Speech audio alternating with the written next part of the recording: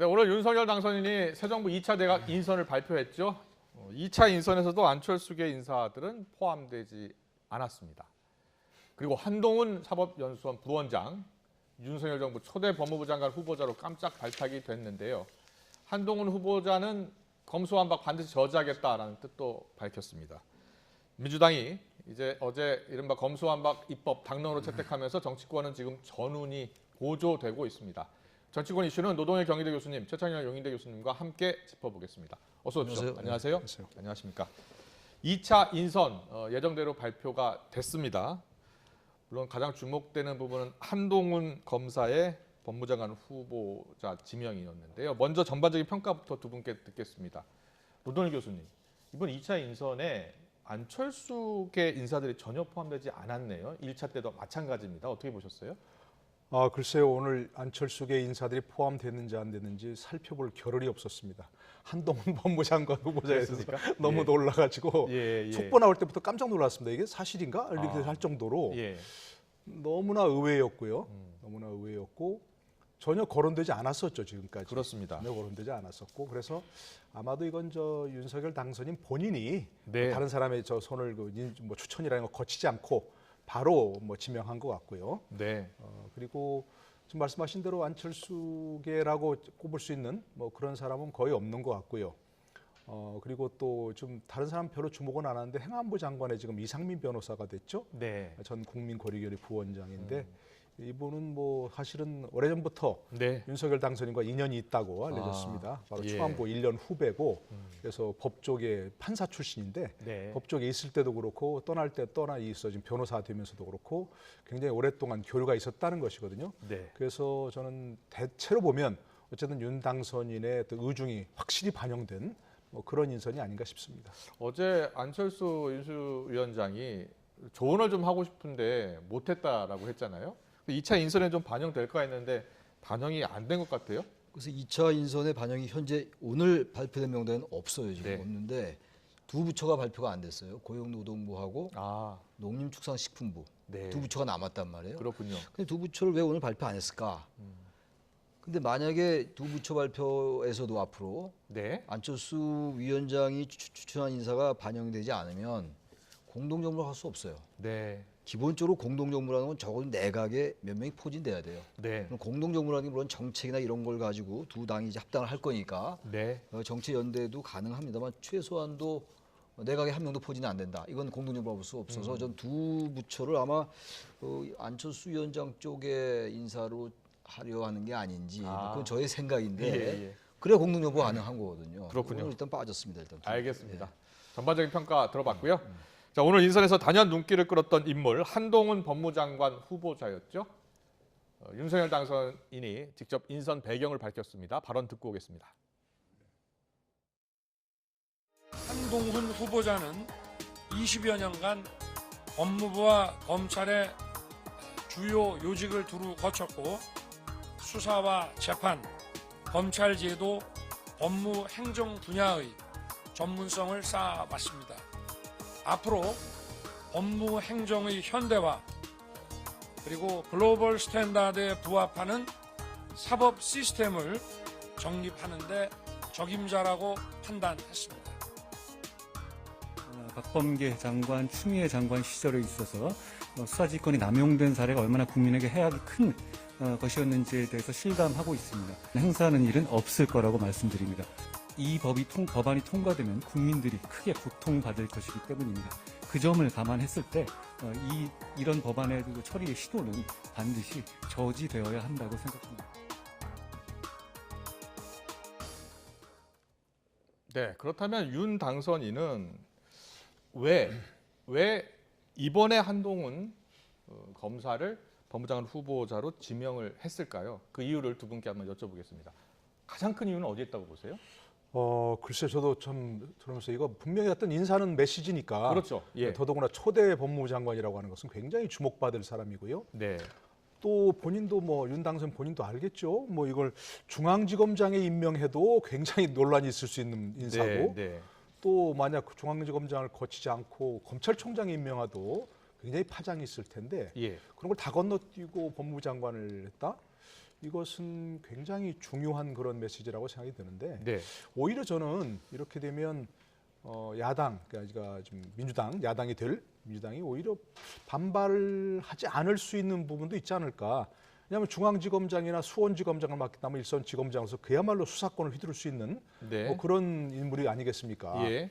그런데 법무부 장관은 직접 수사는 하지 않고 더더구나 또 이제 좀 전에 얘기한 것처럼 수사 지휘권은 절대 행사하지 않겠다 이렇게 얘기했으니까 예. 오히려 행정부의 일원으로서 행정적인 일을 담당하는 뭐 그런 인사이기 때문에 오히려 정치 보복 수사라든지 이런 쪽에 다른 어떤 야당에서 공세를 좀 안 받을 수 있는, 공세를 피할 수 있는 뭐 그런 쪽 아닐까 이런 메시지라고 생각이 되어서 과연 그런 건지는 잘 모르겠습니다만 네. 일단 그렇게 그냥 좀 억지로 해석은 좀 해봅니다. 민주당은 좀 강하게 반발하고 있는 게 김용민 의원 같은 경우에는 촛불혁명 이후 윤석열의 검찰 쿠데타다 이렇게 주장을 하고 있고 검찰의 구태 정치 아니냐, 줄 잘 서면 되는 것 아니냐 이런 이야기까지 나오고 있습니다. 민주당은 강하게 반발하고 있는 것 같아요. 한동훈 검사장이 워낙 문재인 정부 때 핍박을 많이 받은 건 분명한 사실이에요. 네. 그리고 좌천되고 한직에 계속 돌았고 지금 법무연수원 부원장이잖아요. 예. 검사장 신분이긴 한데 아마 그러한 부분들 때문에 한동훈 검사장은 일단 문재인 정부와는 각이 서 있는 인물. 네. 뭐 거기 다 국민들이 알고 있다시피 그리고 예. 최근에 이제 이른바 그 검언 유착 사건이라고 불리는 사건. 네. 그 이제 그 채널 A 그 사건에서 최종 무혐의 판결이 났어요. 무혐의 네. 결정이 내려졌단 말이에요. 검찰에서. 그러니까 윤석열 당선인으로서는 그런 부분도 좀 고려했음직해요. 네. 이제 이번 인사가 대체로 1차 인선도 그렇고 2차 인선 오늘 발표한 것도 그렇고 특별히 파격이 별로 없어 보인다. 네. 상징성보다는 전문가형이라든지 안정형으로 가는 인선 아니냐 그랬는데 이거야말로 파격이에요. 예. 왜 파격이냐면 다른 의미가 아니라 네네. 한동훈 검사장이 뭐 법무장관을 수행할 능력이 없다는 의미에서 그 파격이 아니고 예. 기수가 27기거든요. 사법연수원. 네네. 근데 지금 김호수 검찰총장의 사법연수원 20기예요. 20기랍니다. 7기 후배입니다. 예. 제가 쭉 보니까 노무현 정부 때 강금실 장관이 13기였어요. 네. 근데 그때 송광수 검찰총장이 3기였거든요. 그땐 더 파격이었죠. 아. 그때 10기 차이 나왔으니까. 예. 이번엔 7기 차이인데 아무튼간에 기술 뛰어넘는다는 면에서는 파격은 파격인데 네네. 윤석열 당선인이 어쨌든 이거 파격 아니다. 충분히 감당할 수 있다라고 얘기했기 때문에 예. 이 인사야말로 윤석열 당선인이 여러 가지 정치적 고려 없이 그냥 밀어붙인 인사라고 봐야 될 거고 아마 민주당으로서는 반발할 수밖에 없죠. 아까 말씀드린 그런 이유 때문에. 민주당의 검수완박 추진에 한동훈 후보자를 맞불 상대로 이걸 놓은 것 아니냐 이런 해석에 대해서는 어떻게 보세요? 근데 검수완박은 어차피 이제 문재인 대통령이 출범하기 전에 문재인 정부가 출범하기 전에 완성시키는 거 아니겠어요?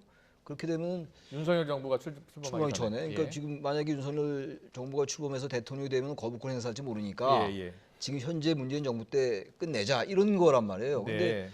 지금 이제 이 인사청문회 일정이 어떻게 될지 모르겠습니다만 법무장관이 된다고 해서 이 검수완박을 막을 수 있는 건 아닌 것 같아요. 단지 그러나 상징적으로 검수완박이나 이런 부분들에 대해서 가장 강력하게 대립각에 쓸 수 있는 인물이 한동훈이란 말이죠. 예. 그런 그 이미지도 상징적 의미가 있는 거고 또 하나가 7기 차이가 나니까 김호수 검찰총장에 대한 시그널로 해석할 여지도 좀 있어요.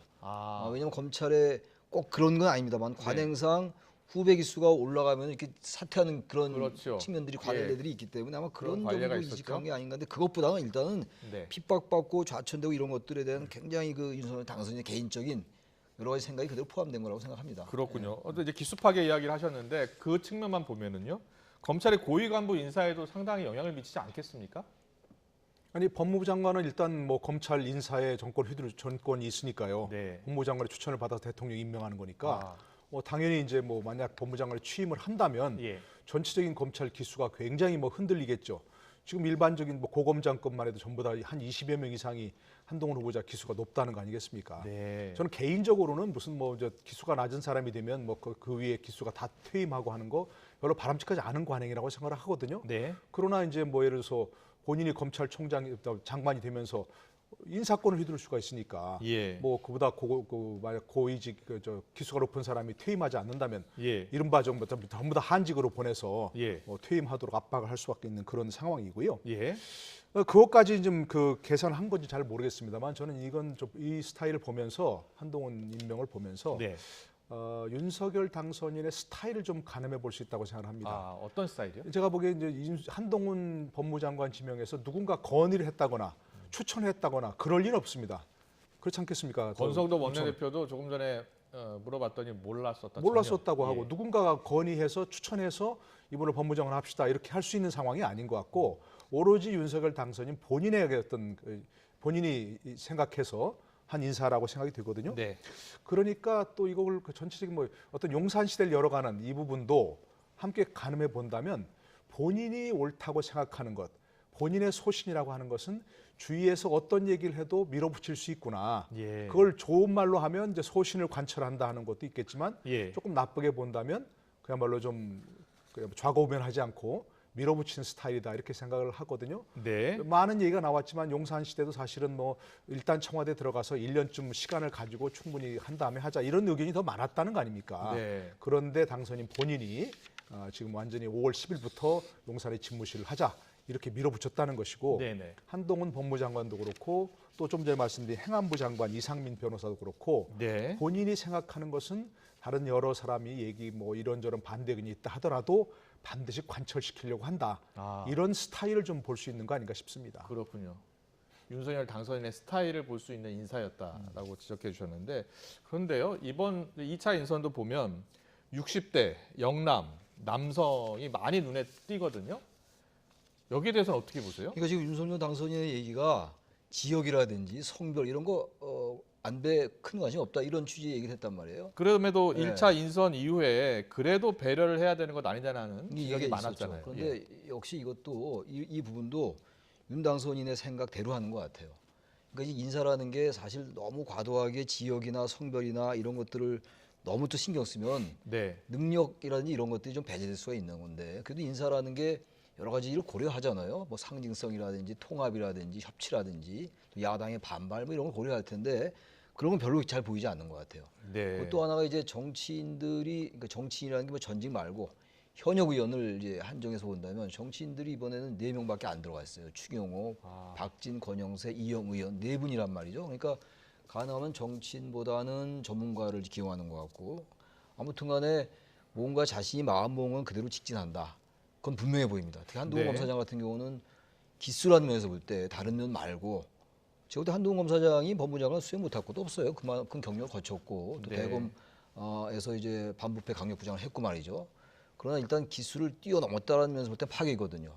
그러니까 그런 파격을 감수하면서까지 자기의 소신을 관철시키는 거라서 단 이런 부분들이 이제 아까 우리 노 교수님 말씀처럼 어떻게 비칠지 모르겠어요. 특정한 철학을 관철시키는 건 좋은데 어떤 쟁점이나 이슈가 발생했을 때 타협의 여지가 없는 경우가 발생할 수 있다라는 거예요. 네. 그래서 옆에서 이제 비서실장이나 이런 분들, 비서실장도 오늘 이제 지난번 박근혜 정부 때, 그러니까 이명박 정부 때 정치 수석했던 분이란 말이에요. 예. 비서실장이. 그분도 경제통이긴 한데 주변에 조언이 많이 필요하지 않겠는가. 잘 이제 참모들의 그 의견 같은 걸 잘 들을 필요는 있다. 네. 아. 노동일 교수님은 어떻게 보셨어요?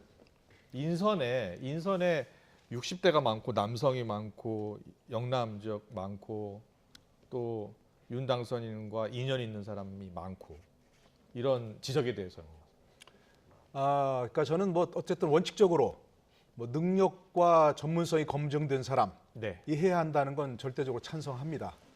그래서 우리 편이기 때문에 능력이 조금 떨어지더라도 우리와 이념이 같기 때문에 뭐 예. 전문성은 조금 도외시하더라도 기용하겠다.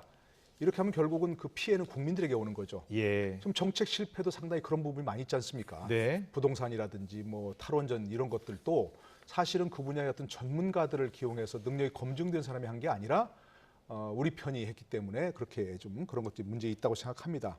네. 그런데 사실 정치적인 능력이라든지 정책적인 능력이라든지 전문성 이런 것들은 사실 시험 점수 내기 들으시 딱 그 어떻게 확인할 수가 없지 않습니까? 예. 그래서 뭐 98점 맞은 사람과 85점 맞은 사람 중에 98점 맞은 사람을 기용했다 이렇게 얘기할 수는 없는 거 아니겠습니까? 네.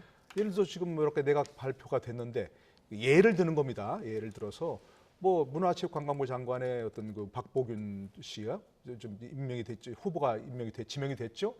근데 물론 그분은 이제 뭐 언론계에서는 많이 검증이 된 분이지만 문화체육 관광이라고 하는 그 분야에서는 뭐 검증이 되지 않았지 않습니까? 예. 그러니까 능력이라 전문성이라고 하는 것은 딱 잘라서 뭐 몇 점수 이렇게 점수로 낼 수 있는 것도 아니고 예. 시험도 아니고 그렇기 때문에 능력이 있다고 인정받은 범위 내에서는 여러 가지 지역이라든지 성별이라든지 여러 가지 부분에서 안배를 해야 되는 거죠. 네. 그것은 정치의 문법입니다. 예. 정치에서 그러니까 그것들도 사실은 능력 없는 사람을 임명한 것은 할 수는 없는 거지만 네. 능력 있는 사람이란 그런 여러 가지를 검증해서 안배를 해야 되는 게 분명히 있는 겁니다. 그것도. 예.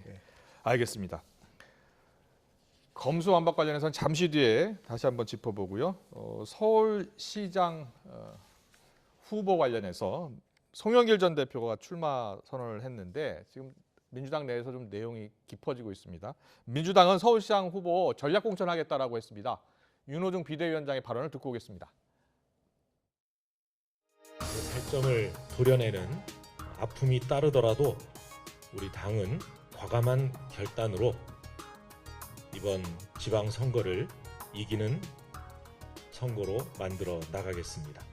오직 경쟁력과 승리 가능성을 기준으로 국민 기대에 부응할 수 있는 후보를 내도록 하겠습니다. 자, 민주당이 서울시장 후보 전략 공천하겠다라고 한 이유가 있을 겁니다. 송영길 전 대표가 지금 출마 선언을 한 상황인데요. 어떤 이유가 가장 크다고 보십니까? 송영길 전 대표가 처음 그 출마 선언했을 때 네. 그때 우상호 전 원내대표가 한 얘기가 있었죠. 아니 자기가 송영길 대표를 향해서 저렇게 본인이 딱 자리 잡고 있으면 누가 다른 사람들이 경쟁이 있는 사람들이 하려고 하는 사람이 어디 있겠느냐. 그러면서 이낙연 전 대표 얘기를 들었습니다. 이낙연 전 대표가 후배와 경선하겠느냐 저렇게. 저는 지금 그런 고려가 예를 들어서 처음에 이낙연 전 대표가 추대라면 해볼 수 있겠다 이런 얘기를 했다는 말 들었거든요. 네. 그러니까 혹시라도 이낙연 전 대표에게 가서 그래서 지금 전략 공천을 하기로 했으니까 추대 형식으로 이렇게 후보를 추대하면 출마하시겠느냐. 아마 그런 쪽에 타진을 해보려는 것은 아닌가 그런 생각을 해봅니다. 네. 교수님은 어떻게 보세요? 이게 송영길 전 대표가 경선을 사실은 계속 주장해 왔었거든요. 네. 그런데 이렇게 전략 공천을 한다고 하면 송 전 대표 입장에선 고개를 갸우뚱할 수도 있을 것 같거든요. 당의 내용이 더 깊어질 것 같습니다. 기본적으로 여러 가지 요인이 있겠습니다만 예. 친문재인계와 친이재명계의 갈등 분명히 전 존재한다고 봐요. 이재명 전 대선 후보 측에서는 이제 송영길 후보를 믿는 것 같고, 네. 송영길 이제 전 대표죠. 전 대표 믿는 것 같고, 친문의 많은 쪽 인사들은 지금 송영길로는 안 된다. 경쟁력이 안 된다. 이제 오세훈 시장이 공천이 결정됐잖아요. 국민의힘에서는. 네. 그래서 안 된다는 건데 아무튼 그 내부의 그런 권력 투쟁의 양상이 분명히 있는 것이고 또 하나 근데 결국은 이렇게 각자의 정치적 셈법에 따라서 의견이 갈릴 때는 뭡니까? 명분이잖아요. 명분. 예. 명분이 약해요. 아무리 봐도. 이번 대선에서 어쨌든 패장이란 말이에요. 어쨌든 간에 당대표를 했는데 그 지금 아직 그 선거가 끝난 지 얼마 되지도 않았는데 또 선거에 나온다. 게다가 또 송영길 전 대표가 총선 불출마를 본인의 입으로 얘기했었거든요. 86 용태론을 얘기했고 86 용태론.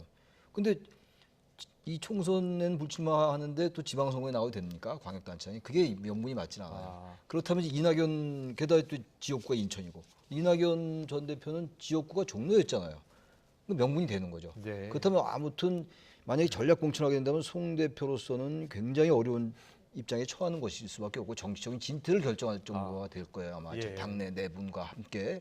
그래서 아마 이 부분은 아마 이제 민주당 쪽에서는 그러한 것들을 감수하면서까지 아마 이낙연 전 대표 쪽으로 전략 공천을 밀라고 하는 것이 아닐까. 네. 경쟁력 측면에서 그런 생각이 듭니다. 알겠습니다.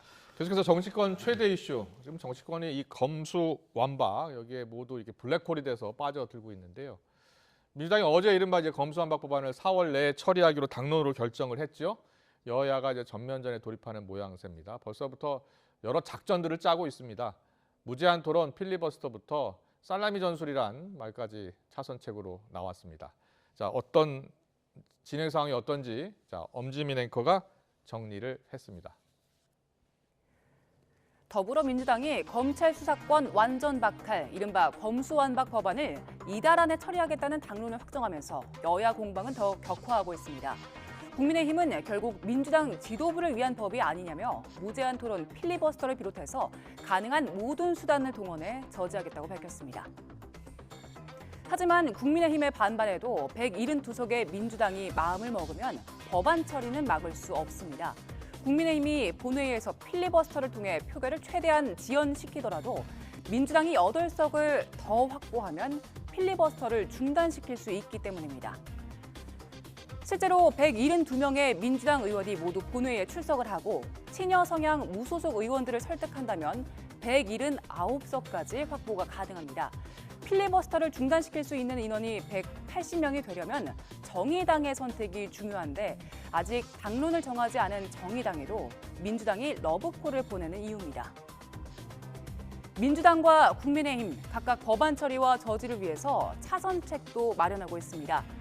민주당 이수진 의원은 180석을 확보하지 못하더라도 임시국회 회기 쪼개기, 이른바 살라미 전술로 법안을 통과시킬 수 있다고 자신했습니다. 당연히 이게 이제 180분이 동의를 해주셔야 종료를 시키는데 그걸 못하니까 이제 회기를 짧게 잘라서 진행할 수밖에 없습니다. 아, 살라미 전술로 가는 건가요? 네, 맞습니다. 예, 회기 자르고 나면 이제 필리버스터는 자동 중단되고 그 다음 회기에서 자동 표결로 붙여지는 요수법 그렇죠, 예. 이런 식으로. 그거 박병석 국회의장이 동의해 주실까요? 그 이제 제일 관건이 이제 박병석 의장님이시죠. 그래서 지금 소통을 많이 하고 있는 걸로 알고 있습니다. 아, 설득 작업 중이세요? 네. 권성동 국민의힘 원내대표도 이미 법안 상정에 키를 주고 있는 박병석 의장 설득에 나섰는데요. 지난 11일 박 의장을 예방한 자리에서 중심을 좀 잡아달라고 요청했습니다. 박 의장도 지난 국회 동안 원고성을 빼놓고 중요한 것은 모든 것을 원만하게 합의해야했다고 화답했습니다.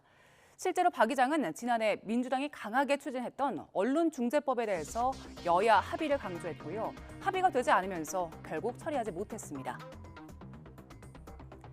검찰 수사권 완전 박탈 법안 추진에 대통령직 인수위원회도 헌법을 파괴하는 행위라면서 중단을 촉구했고 또 청와대는 국회의 시간이라면서 입장을 밝히지 않고 있습니다.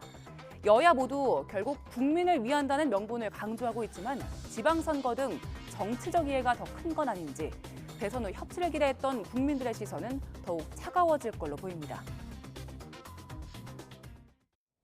민주당이 당론으로 확정을 한 검수완박 법안 이달 내에 반드시 처리하겠다는 입장이고 반드시 저지하겠다고 국민의힘은 나서고 있습니다. 과연 어떻게 될지 이제 두 분께 전망부터 여쭤보겠습니다. 이달 내에 처리가 될 것 같습니까?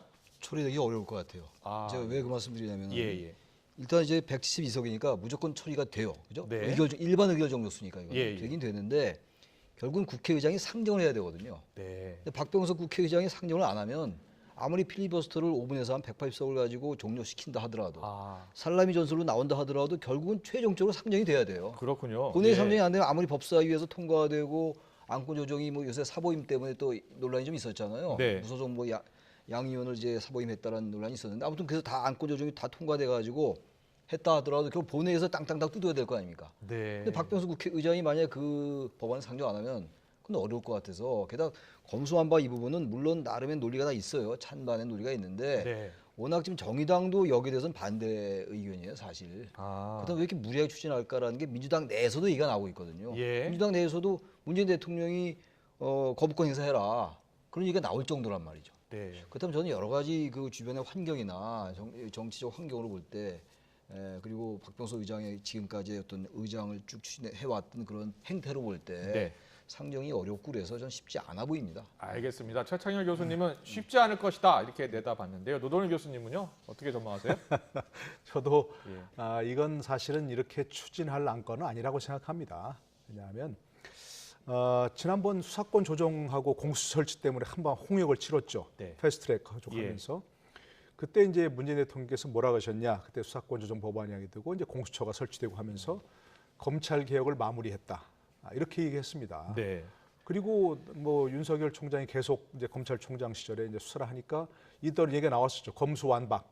내가 나왔었는데 윤석열 총장이 퇴임하고 나서는 또 없었던 걸로 이렇게 조용히 돼서 버렸습니다. 근데 지금 대선 패배 후에 이렇게 검수완박을 추진하려고 하는 것, 이렇게 무리하게 추진하려고 하는 것 무엇 때문이냐? 결국 검찰이 가지고 있는 부패 수사권 이런 것 때문에 결국 뭐 이재명 후보라든지 전 후보라든지 또 혹시라도 문재인 대통령 퇴임 후에 뭔가 법적인 문제가 되는 거 아니냐 이런 것 때문에 지금 추진하려는 것이거든요. 그러니까 결국 동기가 그렇다면 국민들이 결국 이걸 찬성할 수가 없는 거죠. 명분상 현재 국민의힘 의원도 지금 필리버스터를 하겠다고 하지만 사실은 필리버스터 해도 뭐 풀어 밀어붙이면 어쩔 수 없습니다. 어쩔 수 없는 부분이 있지만 가장 중요한 것은 역시 정치인들은 명분입니다. 국회의원들이 추진할 때 국민들이 어떻게 생각하느냐. 결국 국민들이 이 부분에서 납득하기 어려운 부분이 있다라고 한다면 저는 국회의장 박병석 의장도 그렇고 결국 뭐 민주당 의원들도 그렇고 이걸 마지막까지 지금 추진하겠다고 당론은 만들어 놓기는 했지만 결국 당론 뭐 만장일치라고 하지만 박수로 했다는 거 아니겠습니까?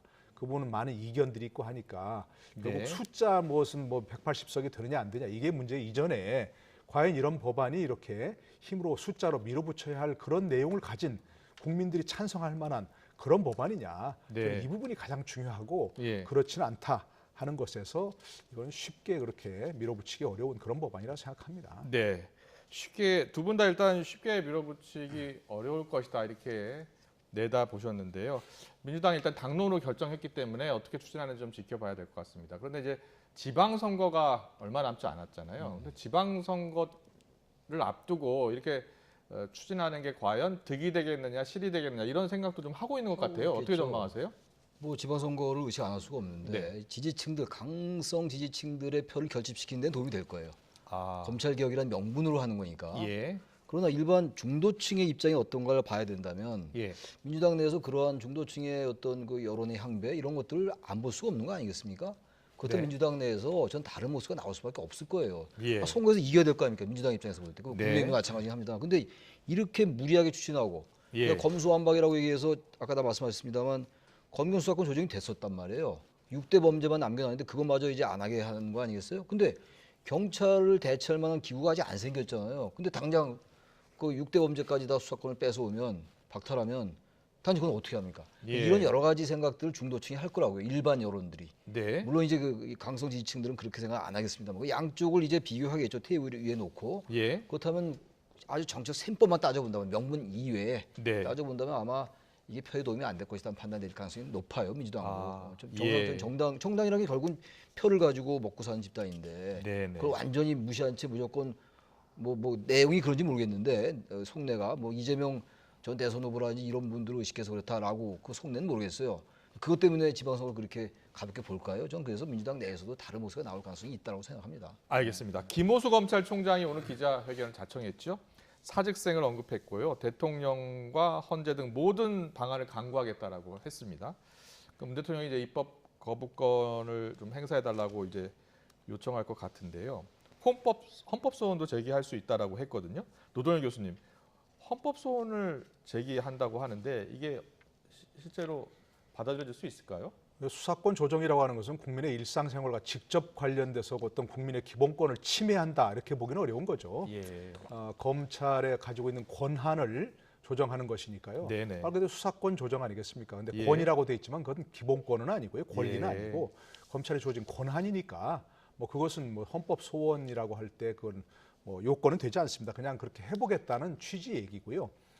뭐 여러 가지 방법을 강구한다는 거죠. 뭐 대통령이 거부권 행사하도록 건의할 것이다. 또 뭐 헌법 소원을 할 것이다. 권한쟁의 심판도 청구할 수 있다. 이렇게 얘기하지만 그런 것도 별 실효성이 있는 그런 건 아니죠. 그런 방안들은 아니고요.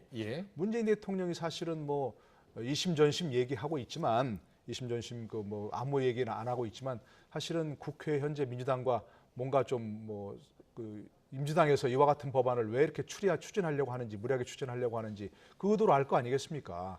그리고 이제 퇴임을 얼마 앞뒀는데 만약에 하나 국회에서 이제 최종 통과가 되어가지고 법률안 공포를 위해서 이송됐다. 그렇게 되면 거부권을 행사할 수 있는 가능성은 거의 없죠. 문재인 대통령을 위해서도 하는 것이니까. 그러니까 뭐 그 이전에 여러 가지 여론을 조성한다든가 해가지고 결국은 뭐 국회에서 밀어붙이지 못하도록 하는 뭐 그런 방안을 강구해야지 뭐 거부권 행사를 뭐 건의한다든가 뭐 헌법 소원을 한다든가 그런 것들은 사실 실효성 있는 방안은 아닌 거죠. 그렇군요. 일단 청와대 입장은요. 청와대 관계자 발로 나왔습니다.